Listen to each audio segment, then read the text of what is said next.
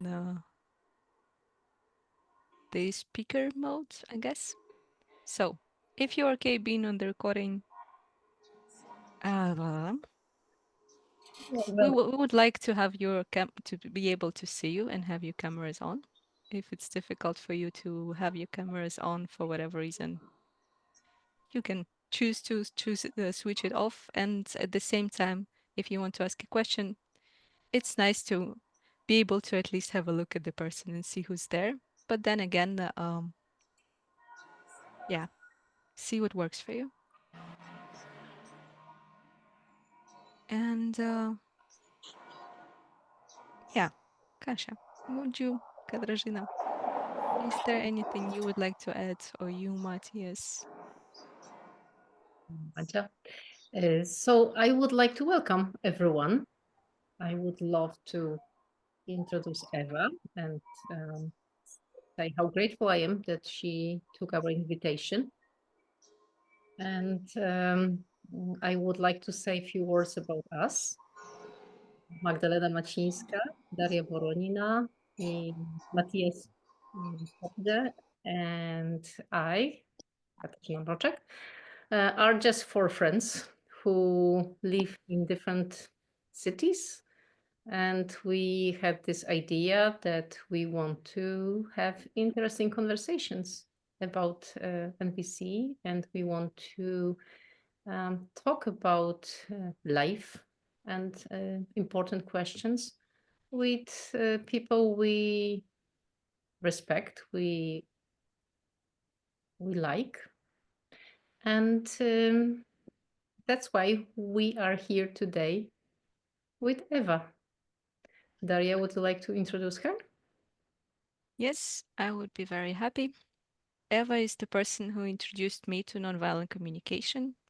I think it was 2016 or 17, and I keep learning from her. And every time I talk to her on whatever topic, I learn something new. So I wanted to have her as one of those trainers that we wanted to talk to. And then I thought that the topic that would be we I suggested that the topic that would be interested to discuss is trust in life, hope and despair. So somehow I feel it would be a very interesting combination to have Eva, to have you, to have the team of us. And I believe that something beautiful and interesting will emerge from it. And I'm, yeah, very happy that you're all here with your presence, your attention, and your curiosity. Eva, um, how would you like to introduce yourself?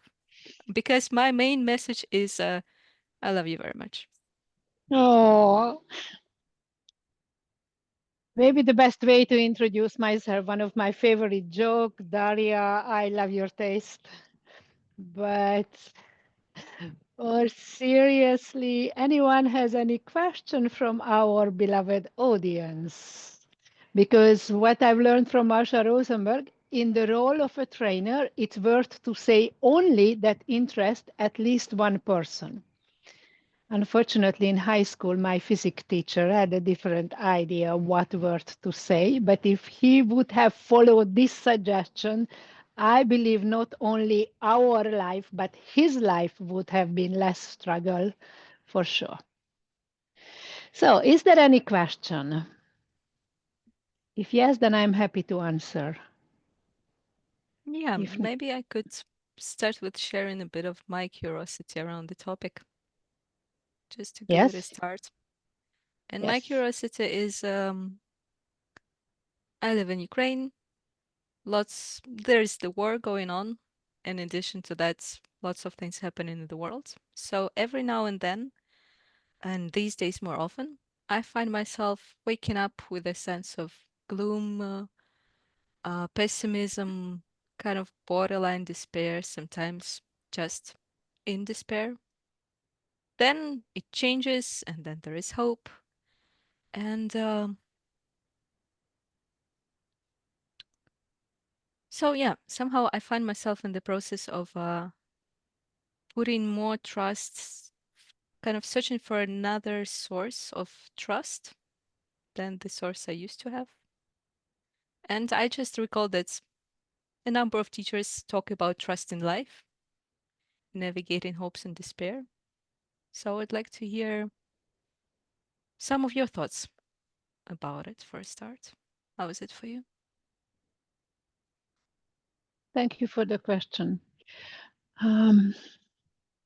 I hear often, how can I be so optimistic, even if I spend quite significant amount of time to follow world politics, because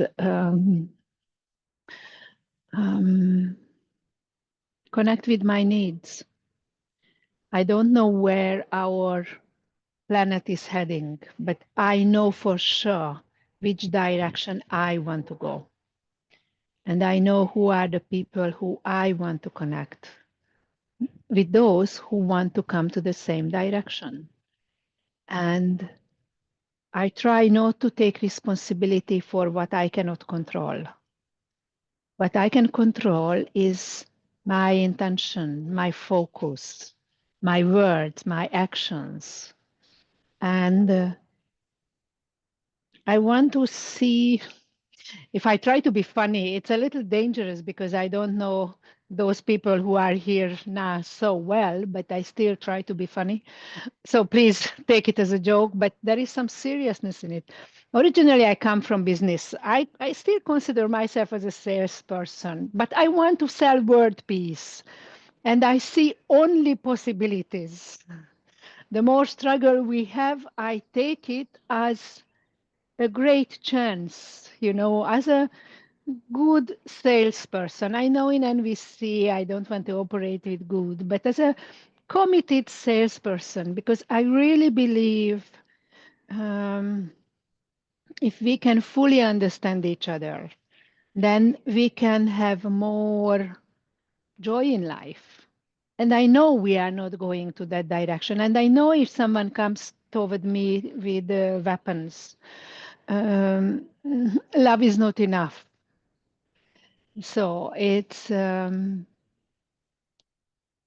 want to stay in my reality, which direction I want to go and what am I willing to do for it.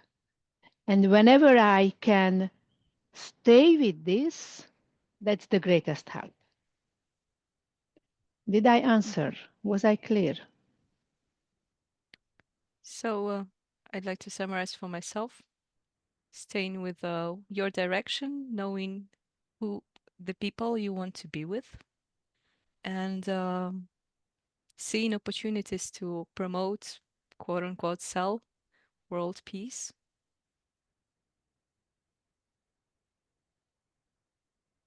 Or just to stay with what's alive. Mm-hmm.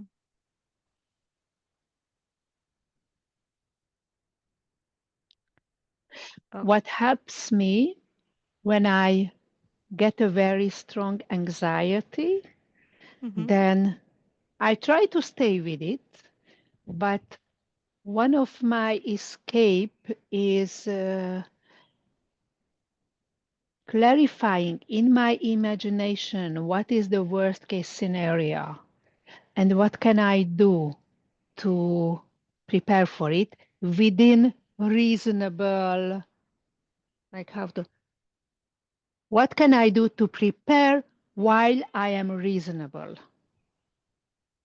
If I'm worried about the next world war, I'm not going to buy more food at this point, but I want to have a fresh passport. So if I want to leave the country, I can do it. Okay. That's another help when I can transform my anxiety into action. Yes, that makes sense. And what do you do with your despair? Do you feel any?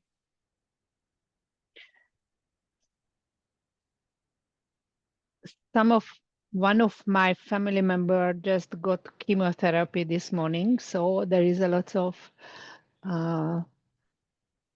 pain within my family. I just try to be aware of it and to stay with it. and to be very careful. When do I act out of this despair under the name I want to help? Hmm. Oh, so you don't want to act out of this despair under the name of I want to help. Which Often motivation would you like to have instead? I experienced many big-hearted people who wanted to help, but they were not aware they needed help first for themselves. I don't want to be over political. At the same time, when the Ukrainian war started, there were so many Hungarians. We were so desperate, many of us. The Russian army comes toward us. And what I noticed, even in myself, I needed empathy for my fear. Or when it comes to my family, I needed empathy for my fear. And out of this fear, I may act without being aware of this. So it's very important first to connect with myself and to ask myself, when I want to do something for world peace, does it come from my anxiety, my desperation, or am I connected with myself and it comes from a place of choice? Mhm.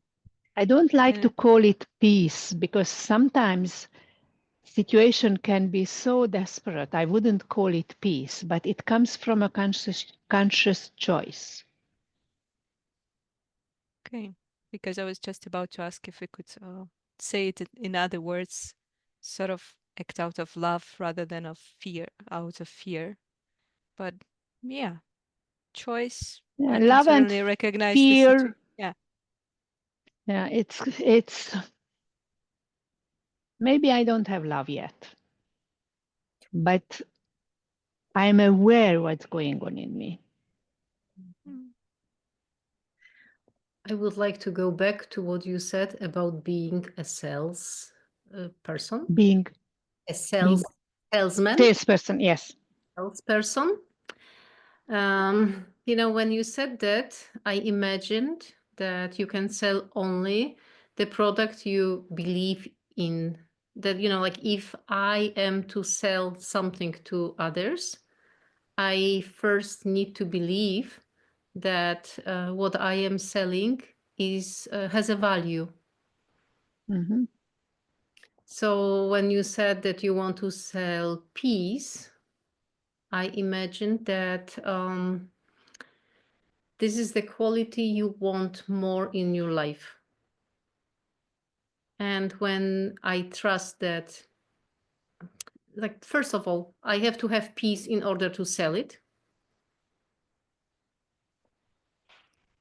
And second Yes. of all, I need to have enough of it to sell it to others. It's almost like, I am a farmer and I produce eggs. If I don't have eggs, I don't have anything to offer. If I have enough Yes. eggs for myself, then it's hard. It's still hard for me to give them away to others. But when I have the abundance of eggs, then it's easy. It happens on its own. So I don't know if this metaphor serves you, but So first I need to recharge my own battery before I want to give some electricity. basically, yeah. If I don't have enough eggs, I cannot sell eggs because I don't have enough. Yes, I like this metaphor. And on top of it, would be nice to like chicken, if I'm to produce eggs, would be nice if I enjoy caring for chicken. So those choices which we make with ourselves before we offer anything to others. How does it land with you? Is it an industrial scale of raising chicken or like this grandma small garden. Yes. Yes. It's Oh,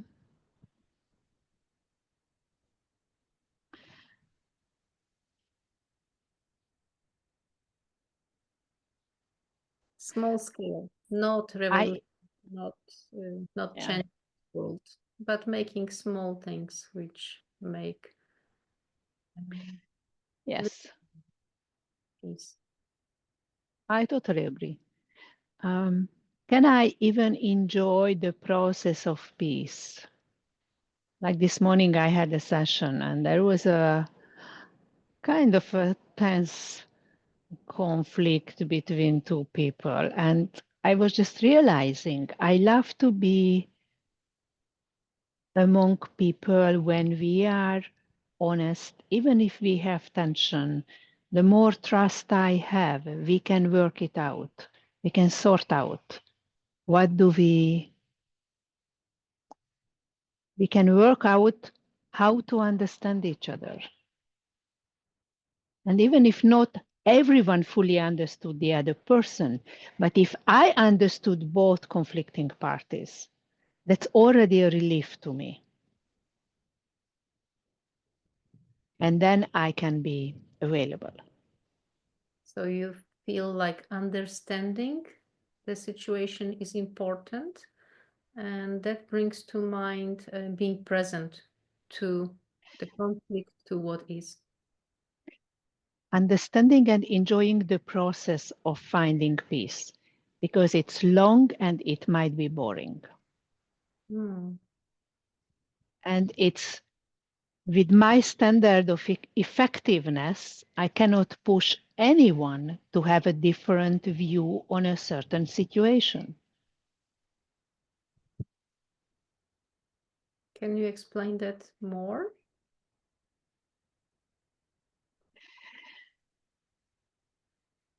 Kasha, if I believe you are stupid, and Daria wants to convince me it's not true because you are friends and she has a total different experience, it may take 3 minutes me to shift, maybe a lifetime. Mhm. Yeah, that's true. And can I enjoy the presence of those people who come to NVC training and it takes them forever to have a different view? Can you? I do my best. Mhm. I'm not saying each moment I enjoy, but I just want to remind myself the first 4 years when I went to NVC trainings, okay, Marsha Rosenbergs kept coming to Hungary and we had a group of 30, 40 people. So it was kind of easy to hide, not to say anything. But I went to trainings for years and I slept half of the training because I knew I wanted it, but it was simply too much to me. And and I'm so grateful for that safety of I didn't have the sense I was pushed. I was given the possibility to speak up whenever I was ready. And because I am so crazy about effectiveness, you come for a 2-day training and I want you to be able to practice nonviolent communication. And it's a constant reminder. Each of us has our own process. Yes, and we are a garden full of different flowers, and some flowers just take longer to open. Yes. And Eva, okay, Yes. speaking about effectiveness, and you just said you're so crazy on it, about it. And the other part of the title is trust in life. So, let's start with the general one. What trust in life means to you?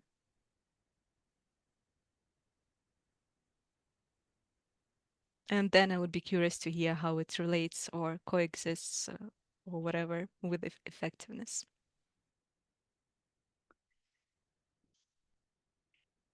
Trusting life is that on my first day introductory trainings, I ask people to believe me. Actually, it's two things, but I'm going to say one of them.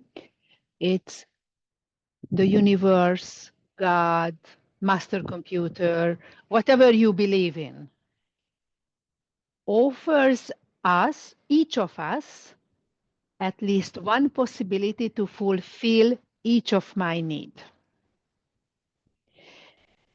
I love this, and I would love everyone to trust this, because if I'm able to trust this, I am much more likely to find. If I believe this need will never fulfill, then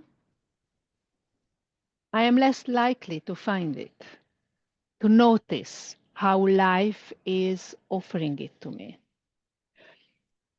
And how is it connected with effectiveness? I have never thought of it, but if life is a garden, look how many seeds are produced and how little seeds become a tree. So effectiveness is never a need. Effectiveness is a Western concept, what I'm crazy about. Okay. The reason I asked because I'm realizing now that in my mind, trust in life and effectiveness were present as kind of two polarities. One polarity is I want to be effective. I have to-dos lists, plans, dreams, goals, time management. The other polarity is I trust life. Um, okay, I do something, but there is a space for it might be different, something might happen, somehow life will take care of me. And yeah, is something like this present in your worlds or not quite? I don't see as the polarity, like one trusting life and effectiveness. Okay. It's, I still want to be effective in areas where I can do things with less effort. Mm-hmm. And I know I cannot control everything. Do you know how to entertain God? Speak about your plans. Yes. But I can still clarify my intention, which direction I want to go. Okay. So you're, would it be okay to say that you're attached to the direction and not attached to the specific steps? Even if I quit my previous job in 99, and ever since that I earn my living by teaching nonviolent communication, I still have a lot of concern. Can I earn my living next year and the next 10, 20 years by teaching NVC? I don't know what will happen. I have a plan B, C, D. If Mhm. not, how can I get some income? But what I know for sure, in my everyday practice, I would like to go to this direction. And I would like to do my best to check how far can I go? Like, for how long can I earn enough money by teaching NVC? Is it an answer to your question? Yeah, so sort of and trust. I want to have a plan B, C, D, and I want to see how far can I go with my full dedication. Yes. Yeah, And thank you. Hmm. to me, having these plans helps me a lot to relax and to trust. Because if Yeah, it is not happening in my way, then For example, I somehow my rescue plan is I become a bus driver. I might be too old to enroll, but like women are driving those huge buses, and it's a deal because there is so much shortage of them, so it's kind of a decent salary. And one guy came to my training, and he said he even when he is driving the bus, he can listen to people, and so and I use my scooter, but sometimes I look at, wow, this is a woman bus driver, so maybe if I'm in big trouble. And I know I am not willing, at least that's my plan now. I don't want to go to teach something what I don't believe in. That I don't want because it would be too hard for me. I rather become a bus driver. And I hope I can earn my living by teaching NVC. So I still try to work hard for it. And I see you already as a happy bus driver. I just honestly, I had a judgment that that would be the most organized bus ride in the world. Yeah, but then what do you do with those who don't have ticket? Do you allow each of them to come in? Because, okay, company will make it. So anyway, there would be some trouble because once I got on a bus and I showed my ticket and the guy said, no, I don't care. He didn't like his company. And then actually he read my book. So he was very kind with me, but I had the ticket. So he was upset because he thought it's too much work for him to drive the bus, pay attention this, plus to check the tickets. So he kind of quit that part. But this is what gives me peace. I'm not saying this is the right solution, but in my mind, if I have a plan, if this happens, then my present plan is, and then I will check it. And it helps me to relax and to do my maximum. Thank you. I think I do a similar thing, and somehow it's a relief to hearing you. I can go like, okay, Eva is doing something like this too. What a relief. And there is one more thing, trusting life, which what I have learned during COVID, and it's still sometimes a challenge. In a difficult situation, any decision might be more relaxing than no plan. Like we are going to celebrate Easter in this week, and I don't know if I'm going to visit my family in a hospital or at home. But deciding if it's a hospital, then I want to do this. If I go home, then I want to do this. I don't know which will happen, but still to stop for a moment and to make a plan and to tell everyone it's not written in stones, but this is the most probably. That helps me to save a lot of energy because that's what I figured out in COVID. Living with insecurity drains so much energy. Like living with not insecurity, living with I don't know. Yes, you said something that when you make plans, it keeps your mind safe. And I think that even if plans are changing, it's wonderful to tell our mind that no matter what happens, we are going to be okay. Yes. It's because when what I noticed, if I don't have plan, then it's still with me. Like in my journey of improving my time management, which is still far from me being satisfied, and to increase my effectiveness, I realized every unfinished task is getting some energy from me. So how can I complete whatever can be completed? And for today, this is my plan. And then I don't need to think about it.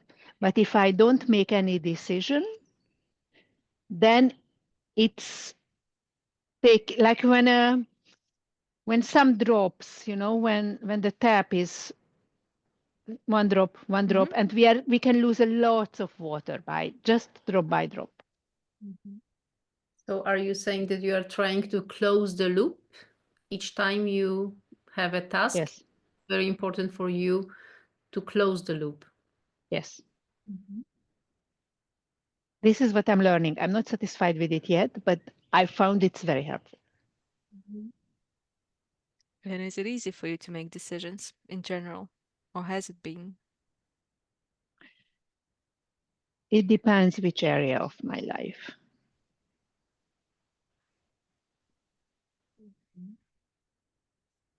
But ever since I discovered how much energy I waste by not making certain decisions, and sometimes I say, can we write this in our calendar, not with a pen, karandash, what is it?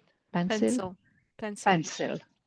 You can erase it, but it's still there. I send out the message to the universe. This is our present plan. And then if it doesn't work, we will change it.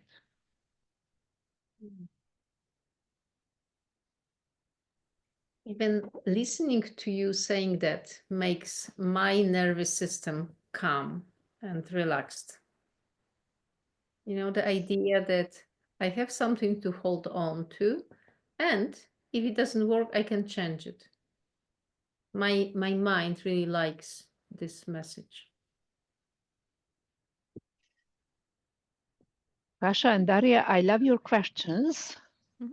And have we lost Magda? We had one more person. We just don't give her enough space, or she's happy to be not bothered. Magda, are you here? Yes, I'm here. So for your information, Eva, at every meeting, we try to have two main people who kind of facilitated, but I know I feel invited to ask you questions. Thank you. Okay. Thank you, Magda. And actually, it was Magda's idea that it creates chaos if we have too many people asking questions, because she likes order. Is that true, Magda?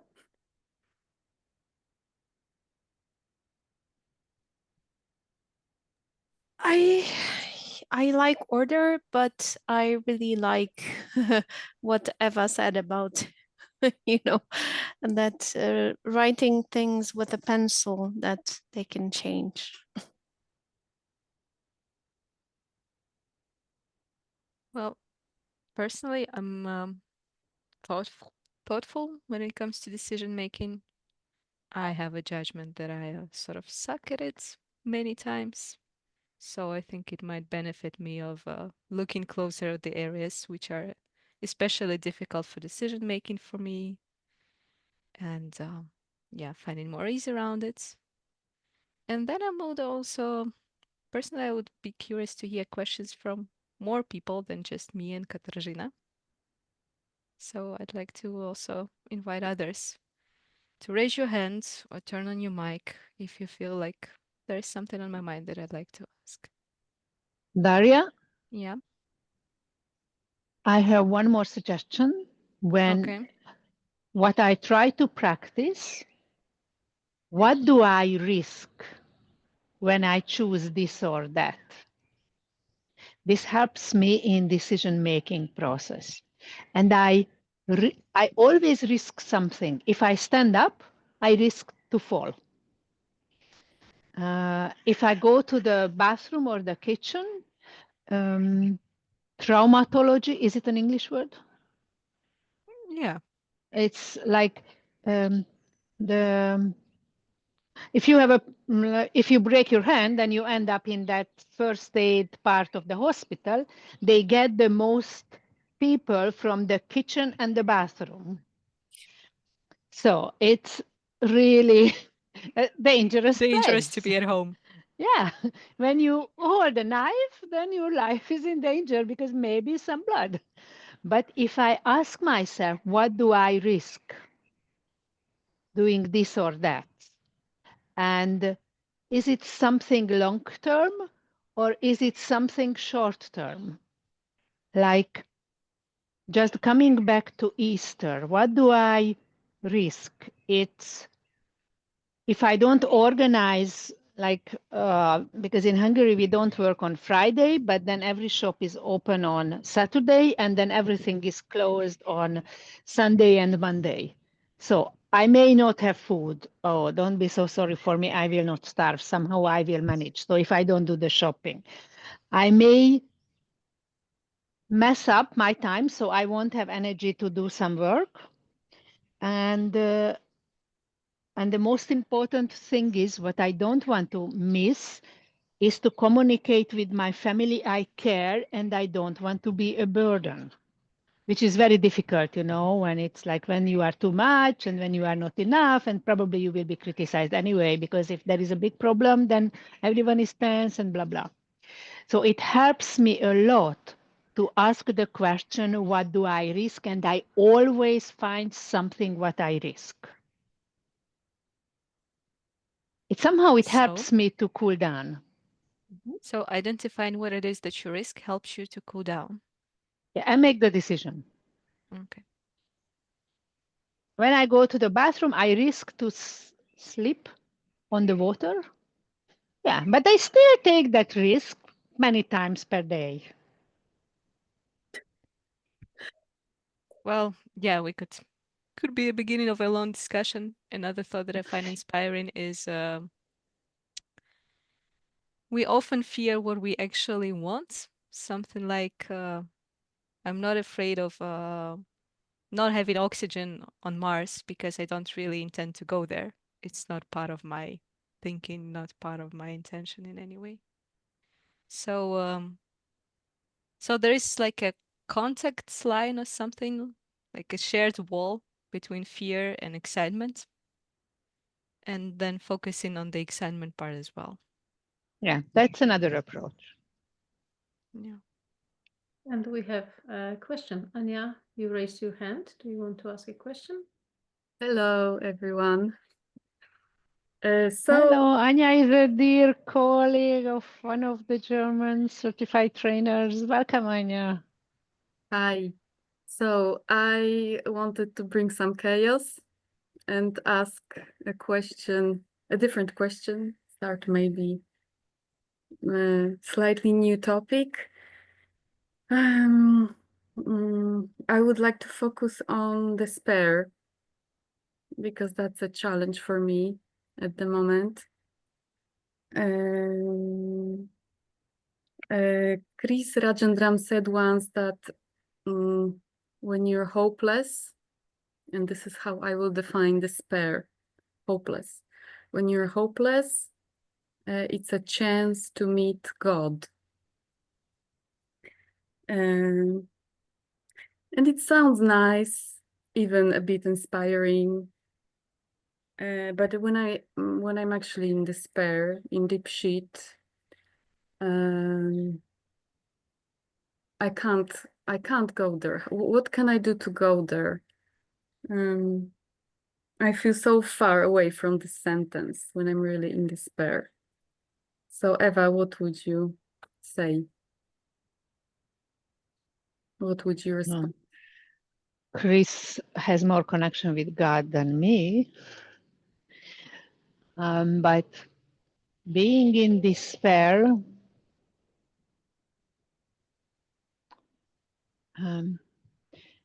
once Chris told me I am supposed to accept it, and I got furious at him. Because when I say I accept, it means I give up something. And then he claimed he didn't say accept, but he said stay with your feelings. And that was extremely helpful. Do I have the skills to stay with my helplessness and despair? And if I don't feed it, then it evaporates. Do I notice how do I feed my despair and helplessness? With attachment? With thoughts, it will never change. Can I stay with my feelings and can I check, is my present thought is feeding it or not? One of my deepest NVC experience, it was when I was in love with someone and then all of a sudden I figured out it's no way, it's finished. And it was somehow for one day, it was the end of the universe to me. And I remember I kept calling my colleagues and they they were telling to me, stay with your feelings and transform your critical thoughts. Instead of thinking he is an idiot, thinking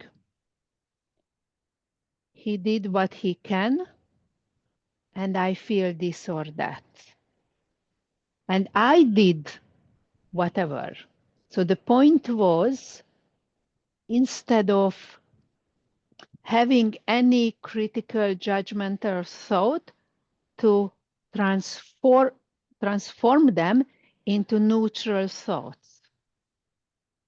And I was shocked because that was one of my deepest despair. And after a day, I thought maybe I wasn't even so much in love because the next day I was okay. And it was a shocking experience. And I still remember many moments of that day. And that sold me NVC for a lifetime, that experience. To stay with my feelings and to watch out which thought is feeding my pain, despair, helplessness. And be careful because each critical thought, doesn't matter if I criticize you or I criticize myself, transforming my pain to suffering. And how to come out of this situation. I don't know if I could have done it alone. I am still so grateful for the emotional help I received. Even if everyone said the same thing, what usually I said or I say on my trainings. Mm. So it was not new, but in that moment, I totally forgot it. I really needed someone to remind me. Mhm. We don't have so many men on this call, but still some. So, dear gentlemen, what I noticed in myself, whenever my sentence starts with each man, that's the moment when I'm connected with some very deep pain. And I assume I'm not the only one, but I don't know about anyone else.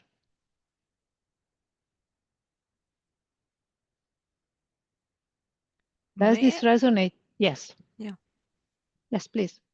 I wanted to check with Anna if you are open to hear some reflections on despair from me, or I'm fine if you just want to continue with Eva. I will be happy to hear some reflection from you, Daria. Mhm. Um,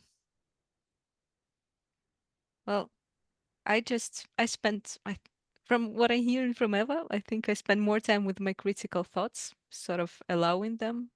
Because if I don't, in my experience, if I don't let myself notice them, they'll find some other way and aspects of my life to manifest themselves. And then when I find, when somehow I find it in me or an other, the other person who's present with me in the moments of despair, sometimes I find this reminder that I'm only desperate about something that I really, really wanted and loved. And so there must be something precious there. So it's like there is a coin. Here there is, okay, right now I see the despair side. If I turn it upside down, I might be thrilled and excited. I have it in my life. But it's sort of still the same coin. And there's something really precious in this coin. So this is my way of Just the reassuring myself reminder. that I'm not, I don't know, that my feelings make sense. Mhm. Is it like allowing yourself to have that feeling? Yes, allowing myself to have that feeling and also a little bit pushing myself to do something, even if it's going to go approaching my sink and doing the dishes or going out Mhm. to buy some bread. Somehow just moving my body Mhm. gives me some energy to be with it. So I Mhm. would like to just notice that we already Mhm. named two things which we can do when we are in despair. One was reaching out to another person. That's what Eva did. She asked for accompaniment. And Mhm. you, Daria, suggest movement to move our body. What else Yeah. could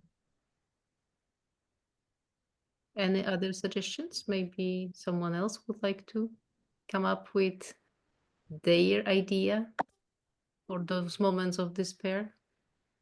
And Eva also said in the beginning about tracking these judgmental thoughts that fuel the despair. Not putting more fuel. Mhm. And I have some comments about that because Eva is also the one who said, let the jackals out in the sun, which means that sometimes we may need the time to spend some time with our jackals, to spend time with judgments and allow these emotions to come out of us. So Totally agree with you, Kasha. It's first I need to be aware of my critical thoughts and then transform them. mhm. I don't consider myself being responsible for my first thought because it comes so fast. But which thought do I recitate? Do I keep repeating in my mind? And when I notice I keep repeating a thought which is deepening my desperation, then it's time to catch it and then transform it. And when you say it's time to catch it and transform it, do you have any recipe for that? That's the recipe. Oh, because now I remember when my sentence starts with each man, Mhm. then it's the red light is on. Okay, now I am probably in pain. Let's stop and see what's going on in me. Mhm.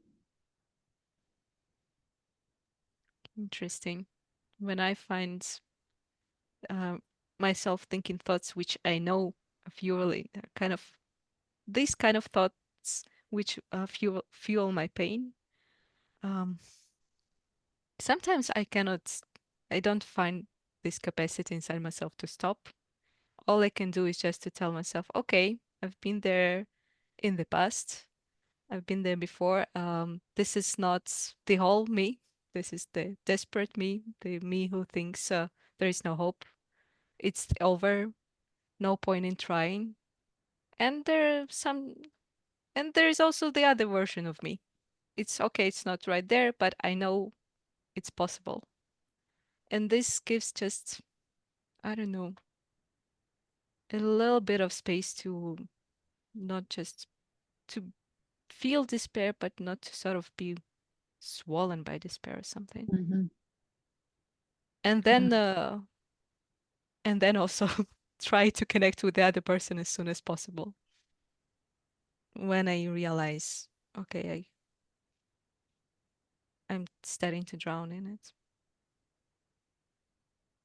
And we got some suggestion about touch, anything that's alive. And it's like in the chat, I've just read it, a lady called MK. Hello, The, MK. the Hello. simple welcome. The simplest, like if we are lucky and we can touch another human being who is not as tense as me and who is not super frustrated to be around me when I am tense. Because some people, closed one especially, when I am super tense, maybe they don't have the emotional capacity to hold a safe and peaceful container. So I consider as a privilege if I can touch another human being whose peace is stronger than my desperation. And when I'm desperate, often something happened when people around me, they may have the same strong negative feelings. So this touch, and there are different like people, nature, animals. What I have heard is to touch any flower in the room, like not the plastic ones, but the real flowers. And sometimes I even kind of played with it, because to touch the leaves of a flower is one thing, or the flowery part of an orchid that helps me to connect with my gentleness. And anything that helps me to come out of that whirlpool or avalanche, which makes my desperation stronger and stronger. And I can connect inside with my gentleness. So I love this touch. I love physical movement. Like whenever I was running 5-10 kilometers in the forest, I love running only in the forest if I can. That always helps me. There is one addition. Is it preventive or not? Because the touch, the movement may help me to cool down now, but practicing NVC helps me to rewire my brain, because it seems to me, I'm speaking about my conditioning. If something happens and I don't like, my first reaction, I either start to criticize you or myself. But if I rewire my brain, something happens and I don't like, can I stop for a moment, take a deep breath, and can I connect with what's going on in me? I love this about feelings. If I name it, I own it. Before I name it, it owns me. If I can name, I feel desperate now, then desperation doesn't fully owns me anymore. I'm still experiencing being desperate. But if I can name, I am experiencing being desperate, I already have a little bit of distance from it. and I'm more likely to choose how I react. But I believe transforming my critical thoughts means first noticing them, being aware of them. And thank you for the reminder. I didn't clarify it so clearly. But noticing my critical thoughts, transforming them. But before I do it, first I acknowledge how I feel. And my feeling is only about me. And I so much would love to hear from others as well. Yes, please. Yeah, I would like to share. I didn't find how to raise my hand, so I tried different, but I didn't see it in. I do not see it in my Zoom. Sorry, so I just step in if I may. Yes, welcome, Irina. Yeah, thank you. First of all, thank you for sharing this opportunity to take part, because it's like my third try to join meeting with you. So I'm pleased finally to find the spot for myself to be in here. And it's really resonated in me the part what you were sharing, especially when my feeling could catch me, and if I didn't name my feeling, that my feeling owes me, and it's fully true for me. And I found for myself a way that I shouldn't suppress any emotion in myself, because when I suppressed, again, I allow those emotions to own me, and I'm trapping myself in a circle, and guide myself to that desperate state. So first of all, I allow myself to live through those emotions, and as for me, it's crucial that it shouldn't be any person around, because I could be really furious, and it's rather hurts others without intention to do that. So for me, it's better works when I am alone, and when I live through those emotions, it's like the first wave. And the second wave, I could name those emotions. I could find the right words to look in deep in myself, and try to find out what is going on in me, why I'm feeling like that. And the next wave would be, okay, if it's really desperate and I do not see any way to find the way out, then I found for myself like an opportunity to switch activity, to do something very simple where I could be really successful, meaning that I could deal with that very simple situation. For example, small cooking, or climbing, the simplest path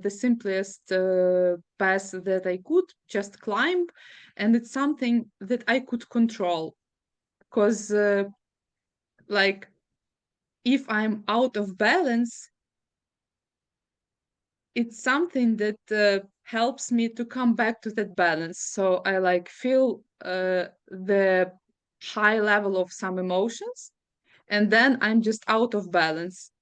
Then I'm found like, okay, I could name it. So I'm calming down, and I'm like backing to the level of my like everyday state. However, I'm not really in balance right now. Still, I'm more calm, but still not in balance, and still not in balance. So through this simple tasks, I could come back, I could bring myself to the balance. And then when I'm in balance, I could look at that situation from the different angle. And then solution just coming to me. So it's like a long way, but it's something that I found for myself, and it's really helping this knowledge that if I'm feeling something, it's about me, not because of other person or the situation. It's about my perception of that person or situation, and it's something going on inside me. So it's something that I could dig, understand, and bring out to deal with it, or just to accept it if I don't want to deal with it, and it could be as well. And are you satisfied? How can you use this, Irina? Mostly, I can't say that I'm fully succeed in that. However, I try to remind myself, and practicing NVC helps me to keep it in mind, while I'm not automatically following these steps. Practicing helping me remind that there is some steps that I could follow, and accompany myself back to the balance. So I wish you great success and not so many situations where you need to practice it. But these situations are coming in our life anyway. Thank you for sharing. Matti, you raised your hand before, and I'm just curious. Yes, I have one question. If you could share a bit how you evaluate hope, if it's let's call it hope that is serving life, or hope that is maybe bringing you somewhere you don't want to go. What I have in mind is especially how you distinguish a good hope from wishful thinking, of kind of like, okay, I say yes to this or I commit to this and then it will work somehow. But maybe it is not.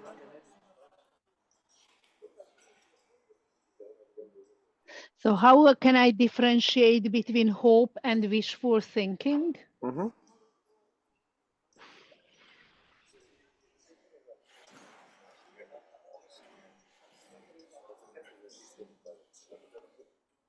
Somehow in my universe, I try to focus on what can I do, how can I do my maximum? I read on the internet, Gandhi said, satisfaction lies in effort, not in attainment. And I found it true for me. Even if it didn't happen the way I wanted, okay, not so many Hungarians are here. I really wanted us to have a different prime minister at the last election. And I really did what I could. And we didn't have. I was still desperate, but at least this is what I could do. And I live in a country where most people had different choices. So if something is really important, I try not to lose myself in something that I cannot control. This is what I try. I'm not saying I can do it all the time. In less important things I can do. But consciously focusing on, if this is important, what can I do? What is my maximum I can do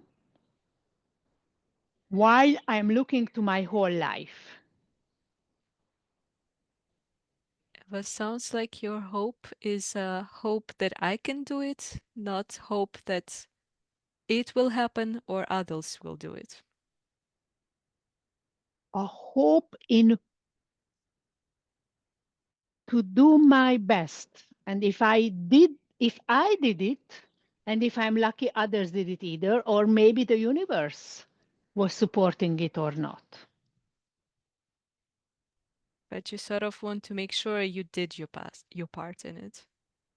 Yes. Am I getting you? And yes. And if I did my part in it, even if it didn't happen the way I wanted it, at least I can say, this is what I was able to do. And I'm not responsible for the whole universe.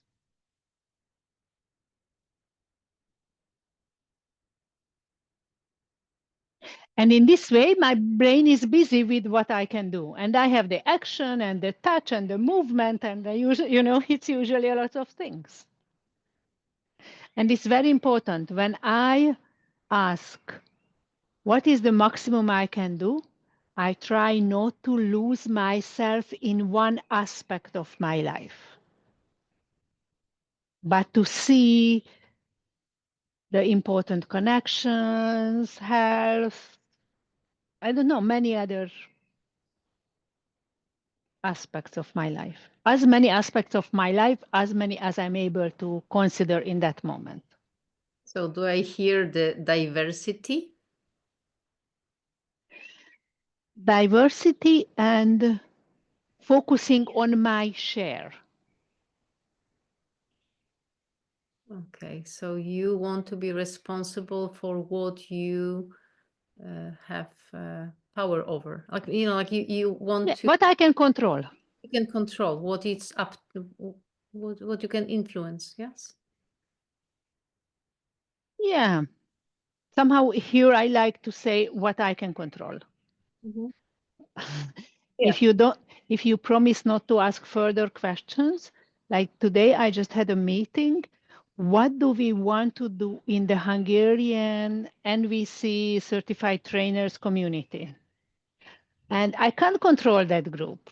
We do, like, there are many things I really, well, I don't say anything, but I'm not happy with. Okay, that's what I can say. But when I figure out, I can't solve everything, but this is the next small step. This is what I can do, to call this person, to negotiate, then the next person, and then go step by step. And we will see where we go. So you suggest to take one step at the time rather Yes. than reach for the results. Like you said that before, that the effort, which means that the road is what matters, not the goal, not the final accomplishment. Not only the final accomplishment. Okay. And yes, Mati? I wanted to check if there is any connection with gratitude and mourning along the way. With this hope? Yes, because what you shared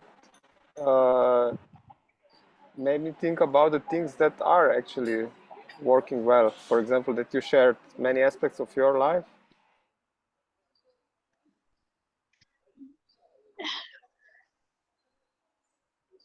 I consider gratitude is one of the most important spiritual practice. And somehow it doesn't connect in my mind with hope. Somehow in me, because I'm so down to earth, is focusing on my part. And if something is important, I want to do something. Maybe it's a very small thing, but do my share and to see. And at the same time, gratitude is, for me, it's a different line.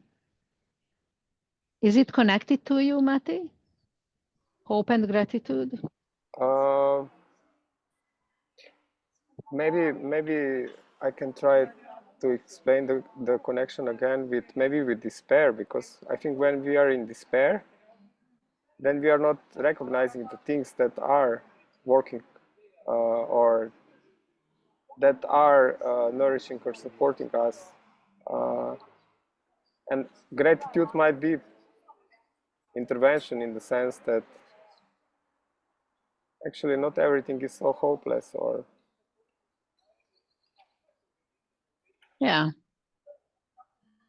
Can I see a bigger picture? Mhm. As I already mentioned, I love to be outside in the forest running. And once we were in Switzerland, and I asked the 6, 7-year-old boy if he wanted to come over and to have a walk with me in the forest. And he wanted to grab a man. And I didn't understand. Why do we need a man to go out for a walk in the forest? And then his stepmother told me in Cambodia, it's dangerous to go to the forest. Only with an armed man you do it. And that was shocking to me because I realized I have never been grateful for the fact in Hungary, most of the time, even alone, even when I was a young woman, I felt safe to go out and to run in the forest. So I totally agree with the importance of gratitude.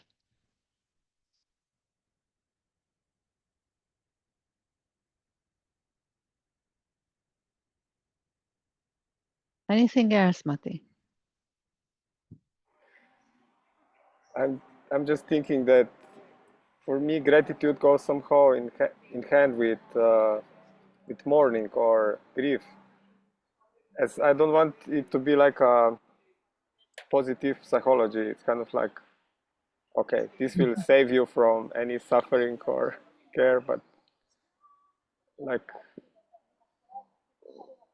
what inspired me from what you shared earlier is like these small checkings of where I am, what is happening, what can I change, and mm, Yes, no word peace, yes, but yes, no word peace yet. But at least we are having a dialogue now. And maybe we get a little drop closer to it.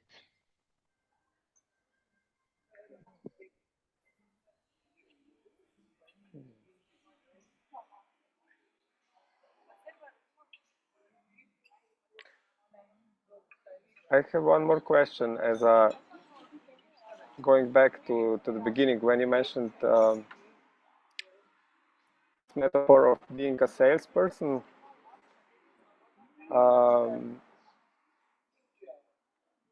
It's a question around giving and receiving. Like, how can we increase the chances that someone will receive or give from the heart? Someone is me or some other people? Some other people, like for example, I don't want to enforce peace. Okay, maybe in some sense, if it serves protecting life, I'm also fine with it. But in my best case scenario, people would open-heartedly say yes to world peace. Or I would force it if I would have the chance. I would, with no hesitation, but I can't do it. But maybe it's because I can't dream big enough. okay, I agree with enforcing peace, but let's say with some other things like or how to make these things sustainable, because I think for sustainability we need cooperation or willingness.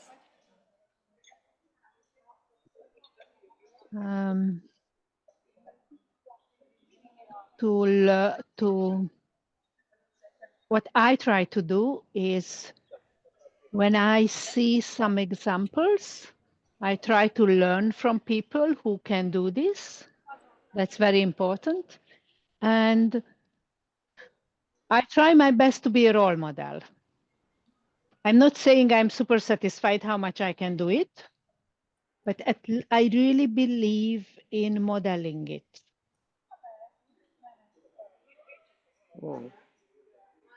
Because I didn't improve by reading about it. But I remember seeing actual people, how they do it, that was the greatest inspiration in my life. To, yeah, if she can do it, I want to try, give it a try. So I try to be a role model. And seriously. And since I run NVC trainings, it's when something comes up, then we practice it. And on my trainings, I try to teach a lot of things that helps it to do it, because I believe if we have certain skills, it makes it much easier. Like if I can be honest without criticizing anyone, that kind of, if I can make a request, if I know how to communicate in a way, I try to give you the sense of being understood. These are skills which can help me to inspire others, and it can be taught on trainings or practiced, better to say. How is this for you, Mate? Thank you. It's very inspiring, and it reminds me that we need each other for practicing and learning and inspiring each other. Yeah.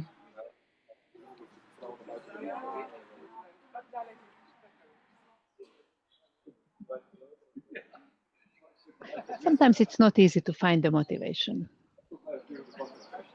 I live in a house where there are 9 apartments, and at the beginning of the year, we have these meetings, you know, all the neighbors, we come together and we make decisions, blah, blah. I cannot tell you how non-motivated I am to go there and to pretend like I like them, but still, I'm going there and I do my best. Not out of love, but out of long-term interest. When I moved to this home, the first week, I looked out and there was a fire on the ground floor. So I know I can have great international team of friends, but when my house is in fire, my neighbors are here. So I want to have a certain connection. So at least maybe we can help each other if we are in big trouble. Anya, I really would like to hear from others as well if you wish, but okay, let's hear Anya. Quickly. The only thing that calms me down about peace is what I heard from Christine Rajendram, that if I manage to find my inner source of peace, my inner peace, then it just shines outside and I don't have to do anything. It's contagious. So other people get it. And it really calms me down because I can, I have influence on myself. So that's the only thing I wanted to say. Thank you, Eva.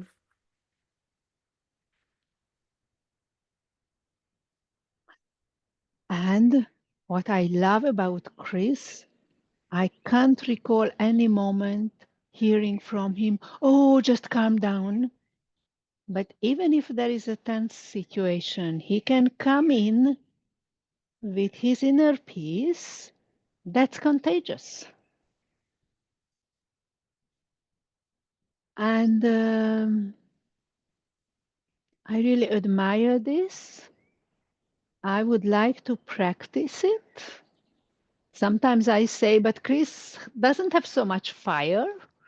Probably he had, I don't know, these symbols of wood or water, but I don't know what is his, but definitely not fire. So it's much more difficult to me just to shine the peace because it's not me. But still, I know it's just a good excuse, but this is my excuse. But I very much love the fact, actually, I can't stand when people are, oh, just calm down, calm down. And I can't calm down because I'm so tense. But if one can come in with a calm, peaceful energy, that's a great help. I would love for each one of us to be able to shine our own light. And for Chris is peace. For Eva is being alive. And I think that what's beautiful about us humans is that we have different qualities. So are you suggesting me not to try to be as Chris? I love you just the way you are. And Yeah, from a different country after a couple of conversations. Yeah, it's maybe easier to love me than to be very close and run a couple of projects, Kaisha. But I love you. I'm very grateful, and I take it. Don't try to be Chris because I'm not like him. Still, I would like to inspire myself to work on my inner peace because it's easy for him because he's a priest and he's served all the time, blah, blah. But I know it's an excuse. probably it's not easy for him, but he was able to get there. And who knows? We may be able to reach that point, we may not. And still, my dream is to work on my inner self to the point where I can be present in any way my uniqueness wants to show. And I don't want to, I mean, I love Chris. I love to be around him. And I want to accept that I am not Chris. And that's okay. Yeah. Maybe some of his colleagues are even happy. We don't know. We don't know. Thank you for the reminder to try to be more myself and less someone else. I just want to show you a photo if I find, but no, I can't find it where I wanted to find it. And I just want to mention that we have only 7 minutes left. Oh, we have 7 minutes, and Magdalena would like to say something. Magda, floor is yours. I would like to ask a question about disappointment because yes, what practices can help us to be with disappointment, because to hope is a beautiful thing I value a lot, but also I can see that this is quite challenging to deal with disappointment. And also I'm talking because you mentioned about, you know, that finding your agency, so really taking action, but even sometimes the actions I take, or I am disappointed with myself. So are you saying, Magda, if we have, as long as we have hope, we may face some disappointment? Yes. Yes. The two comes together. Yeah, like you were talking about taking risks, which are linked with decisions, and I think disappointment is linked with hope. And would you like to hear ideas how to cope with disappointment? Yes, I would love to. Anyone has any best practice?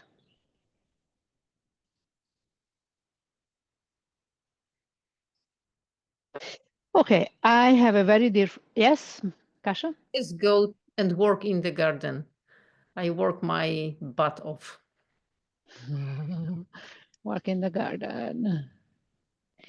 Eva, I actually have a thing about hope. Yes. How I deal with disappointment and hope. Yes. It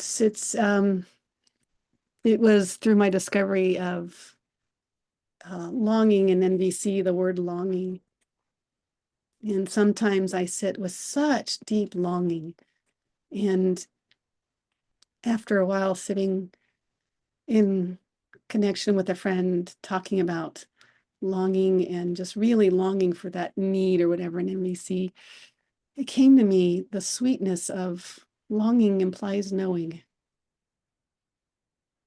And in those moments of wanting hope, but sitting far away from it, it's kind of sweet to know it, to acknowledge for myself that I at least know that. I at least acknowledge, a longing for peace or a longing for something, and that the sweetness of that longing, and hold on to that longing and what it is. And then I can touch that in that moment. And it isn't necessarily hope, but it actually becomes real, like the longing for peace, that, yeah, peace, that's a part of me, that is me. I don't have to get it from outside, but it is because of that deep longing, or that opposite of being in hope, that it actually is present. I don't know, that's kind of how I touch it with such tenderness. Mm-hmm. Can I summarize it like to stay with whatever is alive in me? Heck yeah. And knowing that it is alive in you, and it is then there. Mm-hmm. It's not missing. Mm-hmm. It is. Mm-hmm. Thank you. Honestly, I'm not so spiritual when it comes to disappointment. I have a very dear friend, and when her kids are not around, and usually she's in the car driving her kids somewhere, and now she's alone, and then we can speak, and I am alone, so I don't have to show my NVC skills. I can be as bitchy, jackerlish, send everyone everything wherever I want. So just to, when I'm really disappointed, is just to say verbally all my critical thoughts. It in a safe environment where I don't have to behave myself. And that friend is kind of enjoying it. And I know she's like, it won't be a traumatic to her, and she doesn't have this idea what are the nice words and what are not the nice words. Whatever comes out, that's nice. That's okay. Not nice, but that's okay. We would never speak like that when her kids are around. Even when they can hear it, there is a 2% chance they may hear. Kids usually hear what they shouldn't hear. So when they are at home, then we don't use it, but only in safe environment. And I love those moments. And then I use like, okay, fuck the whole world. And what can we do? And then somehow it helps. So when I'm disappointed, when sorry, what pops up in my mind, I the Hungarian IIT was the first one which was cancelled because of COVID. When you work for something for a year, and then all of a sudden in the United States of America, they decide we cannot have that program. I was so damn disappointed. And I'm so happy it's not recorded how I let it out. But I found it's very helpful. And then probably I connect with my pain and desperation and helplessness, hopelessness. Because when I'm really disappointed, it means I badly wanted something. And then to check, what can I do in that situation?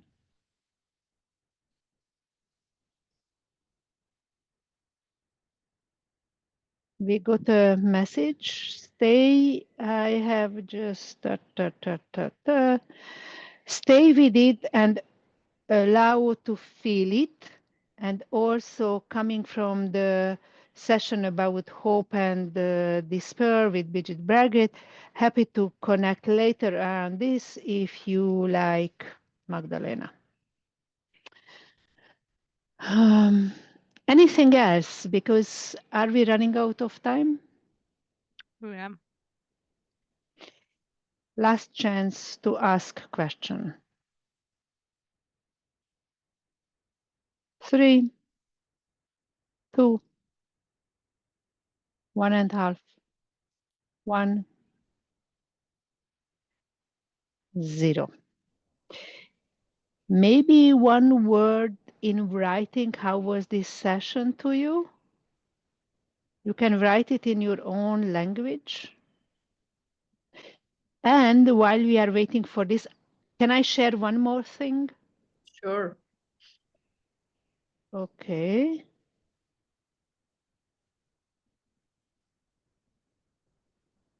Do you see my what I'm sharing on screen? Yes. Yes. Okay, I don't know why I don't see it. But anyway, this is a photo of Masha Rosenberg. He was around 6 and he really hated. He had to go and they took his photo. So you can see his anger in it.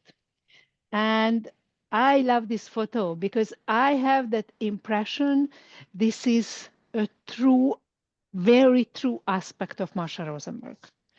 He was really not the good boy when he was like smaller. And did it stop my sharing? Yes. So you are not entertained by my screen. And I assume, and I believe his secret was the lots of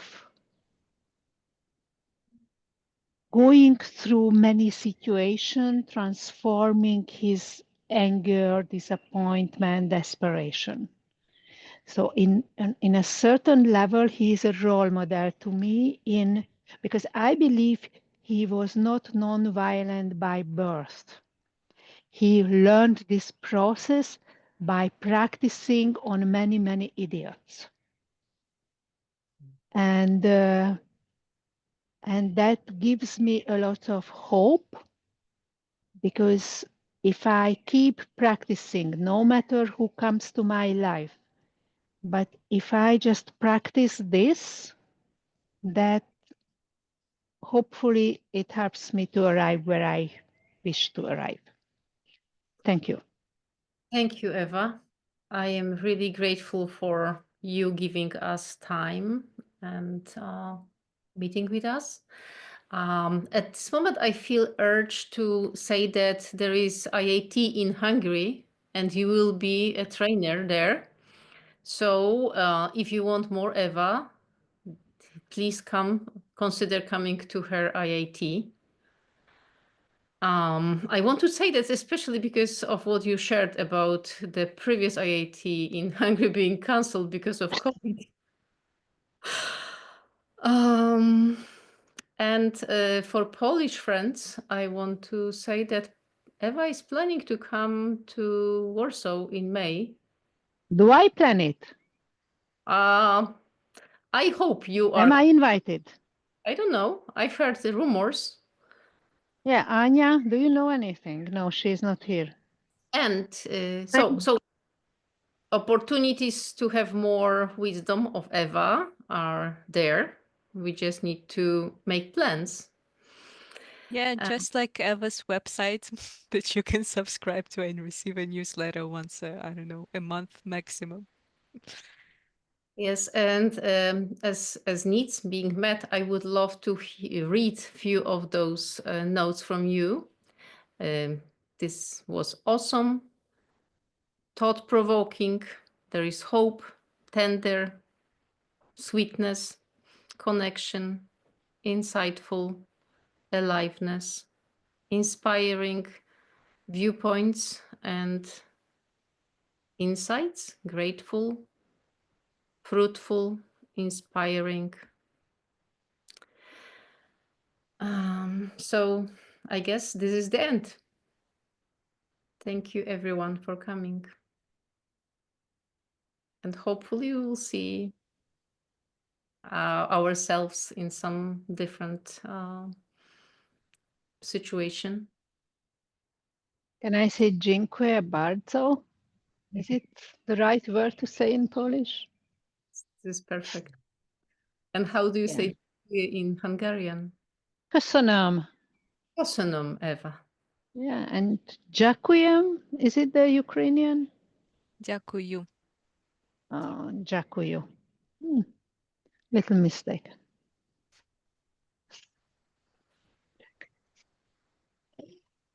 Thank you, ladies and gentlemen. I'm really grateful for you organizing this. And I wish you great success. I really believe these meetings they can give a lot.